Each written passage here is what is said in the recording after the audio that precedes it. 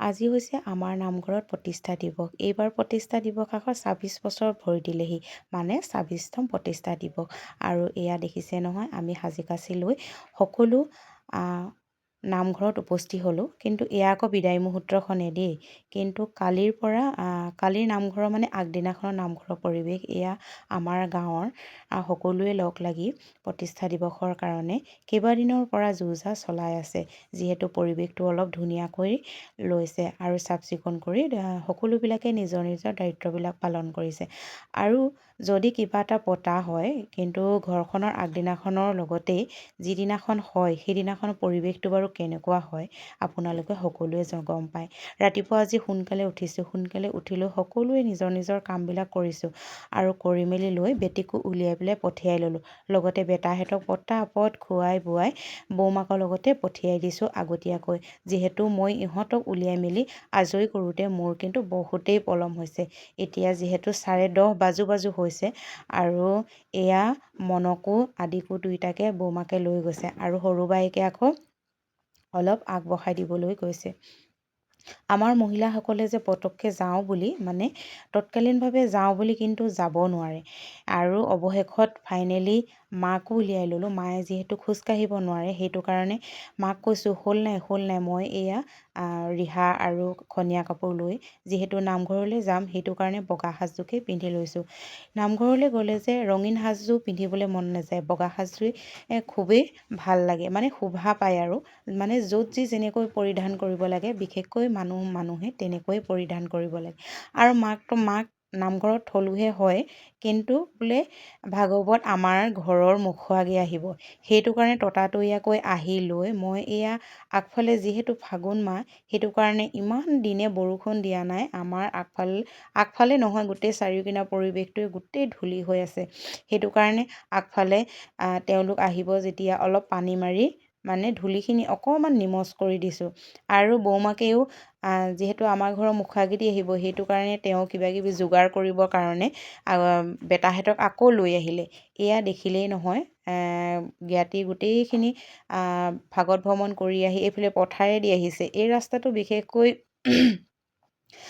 চৰকাৰে দায়িত্ব লৈছে যদিও এতিয়ালৈকে আহি পোৱাহি নাই। এই বছৰ আহিব বুলি আশা কৰিছোঁ, যিহেতু অহাৰ কথা আছে।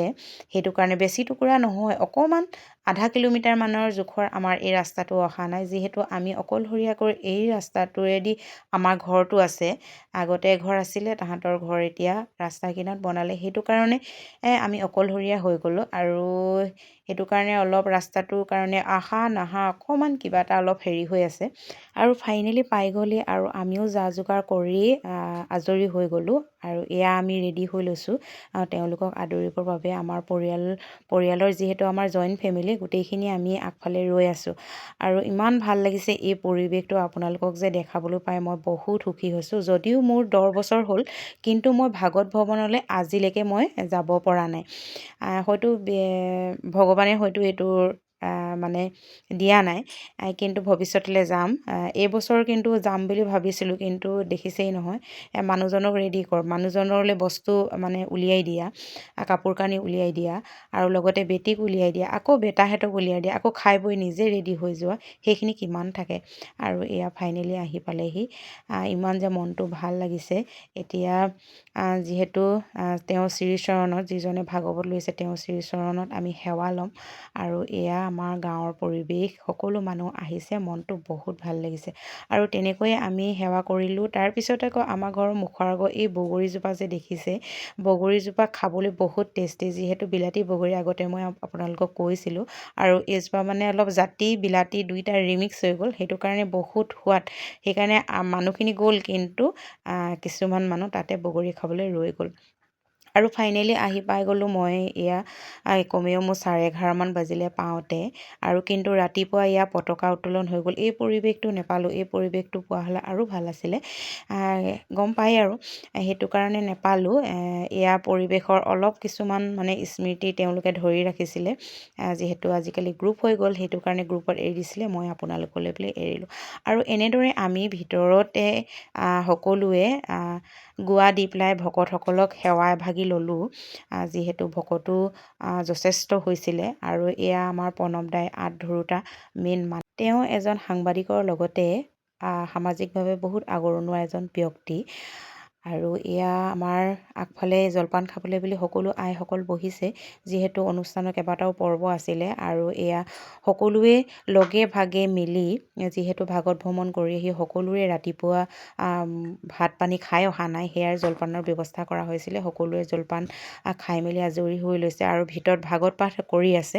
আৰু এয়া হৈছে হিয়াৰ আমঠু আমাৰ জুবিন দা, যিহেতু ৰাতিপুৱা শ্ৰদ্ধাঞ্জলি জনোৱা হ'ল, লগতে তেওঁক সুঁৱৰি মায়াবিনীৰে আলোকিত কৰা হ'ল আমাৰ অনুষ্ঠানটো। তাৰপিছতে শেষৰ ভাগত এয়া প্ৰসাদৰ বিতৰণ হ'ল। সকলোৰে প্ৰসাদ লৈ মেলি আমি খালোঁ প্ৰসাদৰ লগতে। আজিৰ দিনটো যে ইমান ধুনীয়াকৈ পাৰ হৈ গ'ল, এই মুহূৰ্তকণ আপোনালোকক দেখাবলৈ পাই মই বহুত সুখী হৈছোঁ। যিহেতু নিজৰ গাঁৱৰ এটা পৰিৱেশ আপোনালোকলৈ দাঙি ধৰিবলৈ পাই ভাল লাগিছে। আৰু ইয়াৰ প্ৰসাদ আমি সকলোৰে খালোঁ আমাৰ গাঁৱৰ। এনেদৰে আপোনালোকলৈ আজিৰ দিনটোৰ ভিডিঅ'টো আগবঢ়ালোঁ। আপোনালোকে কেনে লাগিলে জনাব। আৰু শেষত এয়া ভকতসকলে বিদায় ল'লে। বিদায় লোৱাৰ দৃশ্য আপোনালোকক দেখাওঁ বুলি ভাবিলোঁ। এয়া আমাৰ অঞ্চলৰ কেইবাখন গাঁৱৰ ভকত বৈষ্ণৱসকল আমাৰ মাজলৈ আহিলে। তেওঁলোকক শতকোটি প্ৰণাম জনাইছোঁ এই মাধ্যমৰ জৰিয়তে। আৰু অৱশেষত আমি তেওঁলোকক বিদায় জনাই আমি সকলোৱে নিজৰ নিজৰ কামত লাগি গ'লোঁ। যিহেতু পৰিৱেশটো আকৌ আমি চাফ চিকুণ কৰি মেলি যাব লাগিব। এয়া যিহেতু এতিয়া ফাগুণ মাহ আৰম্ভ হৈছে, ফাগুণ মাহত আমাৰ গোপিনীসকলে আইসকলে নাম লয়। আৰু গধূলিলৈ যিহেতু আমি চাকি বন্তি জ্বলাব লাগিব, সেইকাৰণে আৰু নামঘৰ চৌপাশতো চাকি বন্তি জ্বলোৱা হ'ব, সেইটো কাৰণে অলপ পৰিষ্কাৰ কৰি ৰাখিবলৈ আমি সকলোৱে হাতে কামে লাগি গৈছোঁ। এয়া মানে খুৰীহঁতে বৌমাহঁতেও সকলোৱে লাগিছে। ভকতসকল যিহেতু দূৰ দূৰণিৰ পৰা অহা ভকতো আছিলে, তেওঁলোক চবেই গৈছে। আৰু এয়া হৈছে আমাৰ অলপ মনোৰঞ্জনৰ কাৰণে মানে হৰিনাম লাগিছে, তেওঁ পূৰা ফূৰ্তি কৰিছে। এনেকৈ কিছুমান মানুহৰ এণ্টাৰটেইনমেণ্টৰ কাৰণে লাগে নহয় জানো, আৰু পৰিৱেশটো অকণমান মানে ফূৰ্তি হৈ থাকে। আৰু শেষত সকলোৱে লগে ভাগে কৰি মেলি আজৰি হ'লোঁ। ঘৰলৈ বুলি যাওঁ বুলি লৈছোঁ। আৰু ভিডিঅ'টো আপোনালোকৰ কেনে লাগিলে জনাব। যদিহে আপোনালোকে মোৰ ভিডিঅ'টো চাইছে, যদি ইউটিউব চেনেলত চাইছে ছাবস্ক্ৰাইব কৰিব, আৰু লগতে পেজটো চাইছে তেতিয়াহ'লে ফ'ল' কৰিব। আৰু শেষততো ফটো ছেশ্যন আছেই নহয় জানো, সেইকাৰণে ভাবিলোঁ সকলোৱে লগে ভাগে মিলি ফটো একপি মাৰিলোঁ।